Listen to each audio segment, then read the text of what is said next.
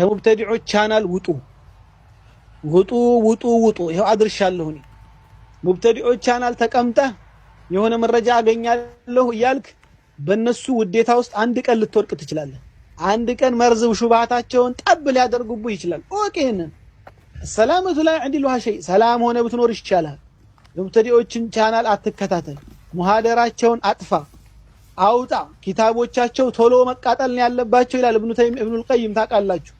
ለዛ ነው ከዓብ ኢብኑ ማሊክ ከዛ ንጉስ ደብዳቤ ሲመጣለት ወደኛና ምናምን የሚለው ቆይ እስቲ ሁኔታውን ሊየው ምናልባት ልሄድም ይችላል ምናምን አላለም። ምን አለ? ተየመምቱ ቢሃ አተኑር ወዲያ ወደ እሳት هكذا كعب ምክንያቱም ይሄው ሰለፎቻችን ፊትና ይፈሩ ነበር። ከዓብ ኢብኑ ማሊክ ደብዳቤ ተጻፈለት ና የሚል አሁንም ጥሪ ሊያረግልህ ይችላል። ውስጥ ለውስጥ ሊወሰውስህ ይችላል። እንደ አዋሳ ሙስጠፋ ማለት ነው። ሙስጠፋ ሰይድ ውስጥ ለውስጥ ሊልክልህ ይችላል። አይማዎችን የሱና ዑለሞችን የሚያንቋሽሹ ሰዎችን አንዳንድ አገኘው የሚሉትን ያኒ የተቆራረጠ ድምጽ ምናምን አድርጎ ሹብሃት ሊለቅብህ ይችላል። እንደዚህ አይነቱ ሰው ምንድነው ማድረግ ያለብህ? በጊዜ ብሎክ አድርገህ ታሰናብተዋል። እነዚህ የውስጥ መስመር ወስዋሶች ናቸው። ከዚህ በፊት አንድ ጽሁፍ በዚህ ዙሪያ ጽፌ ያለው የውስጥ መስመር ወስዋሶች ተጠንቀቁ።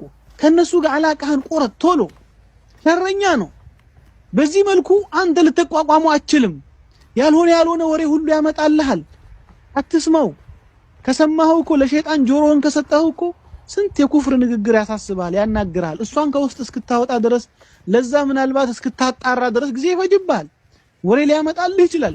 ያልሆነ ወሬ ገና አንተ ለማጣራት አቅም አይኖርህም፣ የመረዳት አቅም አይኖርህም። ያ አኺ ለነፍስህ አስብላት፣ ለመንሃጅህ ለአቋምህ አስብለት። ተንሸራተህ ገደል ውስጥ ከገባ በኋላ የምትወጣበት ሁኔታና እድል ጠባብ ሊሆን ይችላል። ላትወጣም ትችላለህ። ስለዚህ ገደል አፋፍ ላይ ጠጋ ጠጋ አትበል። ወደ እሳት ገደል አፋፍ ጠጋ ጠጋ አትበል። ብዙ ጠጋ ጠጋ ያሉ ሰዎች ገብተው ቀርተዋል። አላህ Subhanahu Wa Ta'ala ባለንበት ሁሉ አላህ ይጠብቀን። ቀጣዩን በሚቀጥለው የምናየው ይሆናል። ወላሁ አዕለም።